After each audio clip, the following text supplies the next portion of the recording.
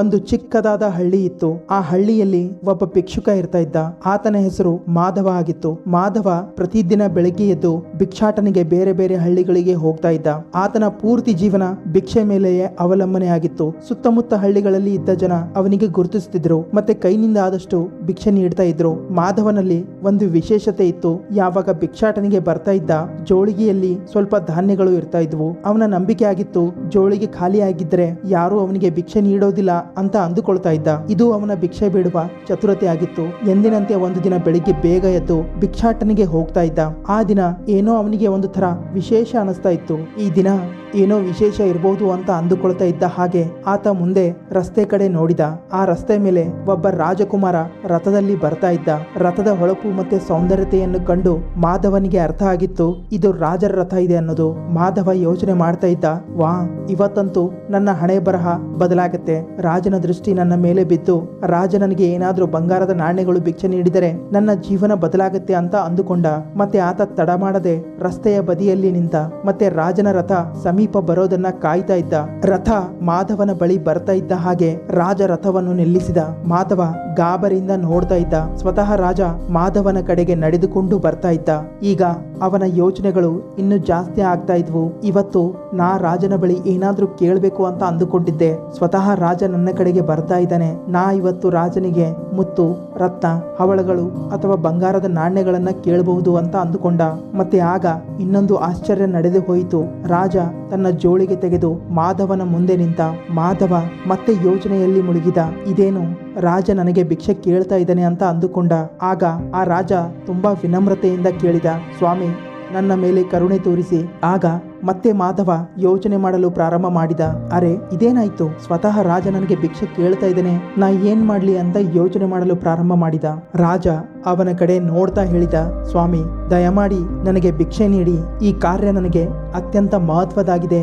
ಏಕೆಂದ್ರೆ ನಮ್ಮ ರಾಜ್ಯದ ಮೇಲೆ ಒಂದು ದೊಡ್ಡ ಸಂಕಷ್ಟ ಬರ್ತಾ ಇದೆ. ಮತ್ತೆ ರಾಜ್ಯ ಪುರೋಹಿತರ ಆದೇಶದಂತೆ ಈ ಸಂಕಷ್ಟದಿಂದ ಪಾರಾಗಲು ನನಗೆ ಮೊದಲ ಕಾಣುವ ವ್ಯಕ್ತಿಯಿಂದ ಭಿಕ್ಷೆ ಬೇಡಲು ಆದೇಶಿಸಲಾಗಿದೆ. ಮತ್ತೆ ಈ ದಿನ ಕಾಣುವ ಮೊದಲ ವ್ಯಕ್ತಿ ನೀವೇ ಅಂತಾನೆ.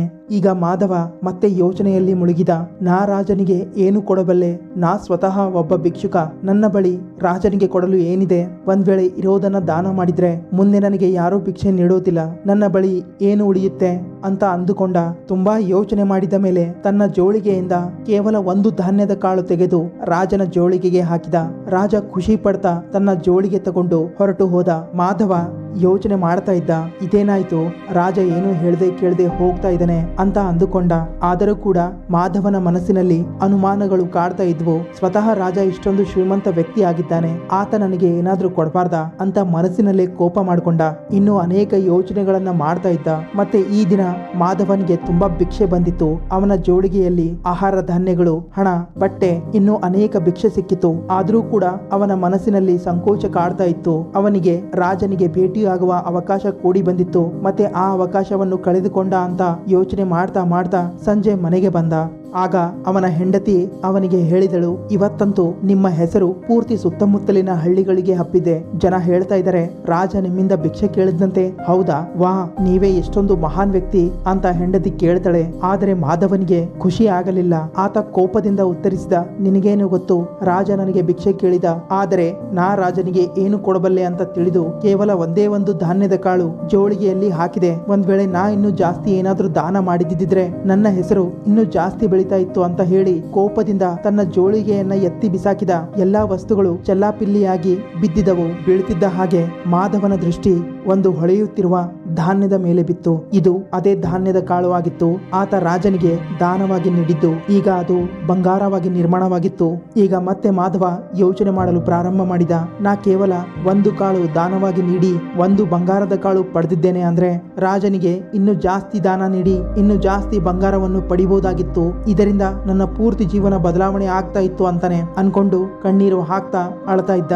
ಅವನಿಗೆ ಅರ್ಥ ಆಗಿತ್ತು, ನನ್ನ ದುರಾಸೆಯಿಂದಲೇ ಒಂದು ದೊಡ್ಡ ಅವಕಾಶ ನನ್ನಿಂದ ತಪ್ಪಿ ಹೋಯಿತು ಹೋಯಿತು, ನಾ ತುಂಬಾ ದೊಡ್ಡ ತಪ್ಪು ಮಾಡಿಬಿಟ್ಟೆ ಅಂತ ಪಶ್ಚಾತ್ತಾಪ ಪಡ್ತಾ ಇದ್ದ. ಈ ಚಿಕ್ಕ ಕತೆ ಒಂದು ದೊಡ್ಡ ಪಾಠ ಕಲಿಸುತ್ತೆ. ನಾವು ಅವಕಾಶಗಳನ್ನ ಗುರುತಿಸಿ ಯಾವುದೇ ಸ್ವಾರ್ಥ ಇಲ್ಲದೆ ಕೈನಿಂದ ಆದಷ್ಟು ದಾನ ಧರ್ಮ ಮಾಡಬೇಕು. ಮಾಧವ ತನ್ನಲ್ಲಿದ್ದ ಭಯ ಹಾಗೂ ದುರಾಸೆಯಿಂದ ತನ್ನ ಬಳಿ ಇರುವ ವಸ್ತುಗಳನ್ನ ದಾನ ಮಾಡಲು ಹಿಂದೆ ಮುಂದೆ ನೋಡಿದ. ಒಂದ್ ವೇಳೆ ಆತ ಸ್ವಾರ್ಥದ ಬಗ್ಗೆ ಯೋಚನೆ ಮಾಡದೆ ದಾನ ಮಾಡ್ತಿದ್ದ ಅಂದ್ರೆ ಅವನಿಗೆ ಒಳ್ಳೆದೇ ಆಗ್ತಾ ಇತ್ತು. ಇಲ್ಲಿ ಹೇಳುವ ಅರ್ಥ ಇಷ್ಟೇ, ನಾವು ಏನೇ ದಾನ ಮಾಡಿದ್ರು ನಿಸ್ವಾರ್ಥ ಭಾವದಿಂದ ದಾನ ಮಾಡಬೇಕು. ಅದರಿಂದ ನಮಗೇನು ಲಾಭ ಅಂತ ಯೋಚನೆ ಮಾಡಬಾರ್ದು. ನಾವು ಒಬ್ಬರಿಗೆ ಒಳ್ಳೆಯದು ಮಾಡಿದರೆ ನಮಗೂ ಒಂದಲ್ಲ ಒಂದು ದಿನ ಒಳ್ಳೆಯದು ಆಗೇ ಆಗುತ್ತೆ. ಈ ವಿಡಿಯೋ ಬಗ್ಗೆ ನಿಮ್ಮ ಅನಿಸಿಕೆ ಏನೇ ಇದ್ರು ಕಮೆಂಟ್ಸ್ ಮೂಲಕ ತಿಳಿಸಿ. ಹಾಗೆ ಚಾನಲ್ ಅನ್ನ ಸಬ್ಸ್ಕ್ರೈಬ್ ಮಾಡಿ, ಇನ್ಸ್ಟಾ ಪೇಜ್ ಅನ್ನ ಫಾಲೋ ಮಾಡಿ. ಬಾಯ್ ಬಾಯ್.